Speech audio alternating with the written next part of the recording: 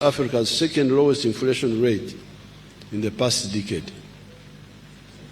Foreign direct investment inflows are projected at US $3.8 billion, while tourism and remittance receipts from Ugandans abroad are projected at US $1.5 billion and 1.4 billion respectively.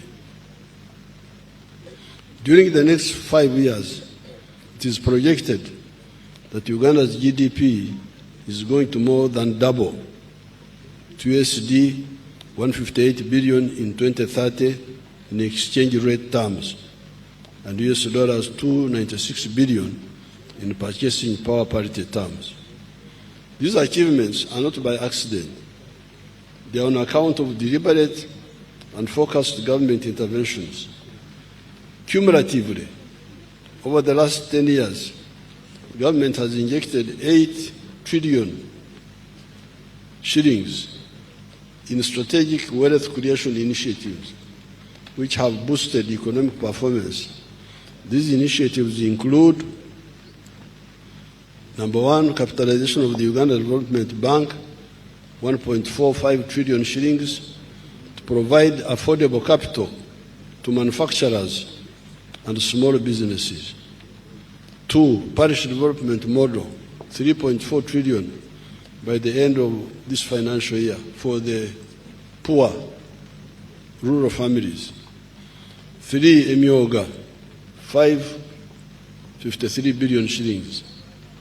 4, youth livelihood program, 207 billion. 5, small business recovery fund, 100 billion. 6, agriculture credit facility, 495 billion. Youth venture capital fund, 12.5 billion. Uganda Women Entrepreneurship Program, 168 billion. Invite project, 800 billion. The Grow project, 824 billion. And the Uganda Development Corporation, shillings 1.2 trillion, among others.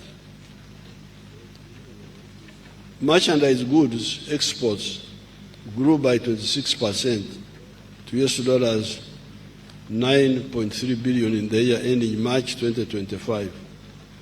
The top exports include gold, 3.7 billion, coffee, 1.8 billion, cocoa, 410 million, industrial products such as cement, Uganda, US $335 million, metal products such as steel, US $230 million, sugar, US $190 million, fish, 177 million. The export value of milk and milk products increased 10 times from US $28 million in 2015 to US $285 million in 2024. The total export earnings of goods and services reached US $11.81 billion by March 2025. The prices of consumer goods and services have remained low, averaging 3.4% in the past 12 months to April 2025. This is good for savers and investors to be able to plan their investments and plan with certainty.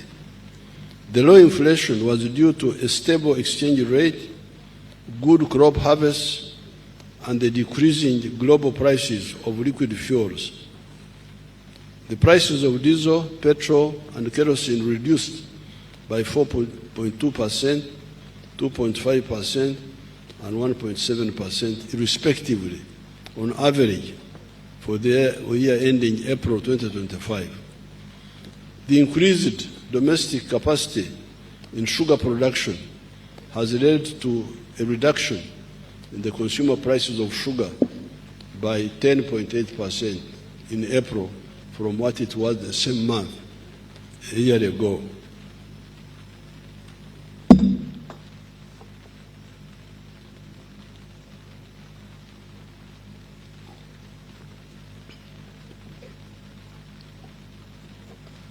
Fe Abaganda tugamba nti akatali kabbe temanyi Luganda.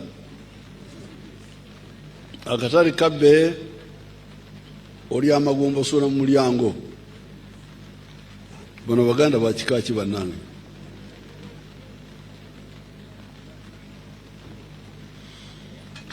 The prices of beef have increased by 10%, in part due to the increased export of beef to the Middle East, which has increased demand. This is good for the cattle keepers. The problem we still have is the disease outbreaks in some parts of the country, as well as cattle thefts.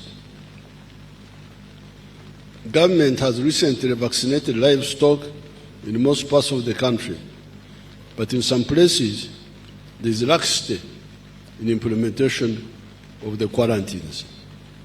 District leaders should always ensure that quarantines, especially against foot and mouth disease, are strictly adhered to.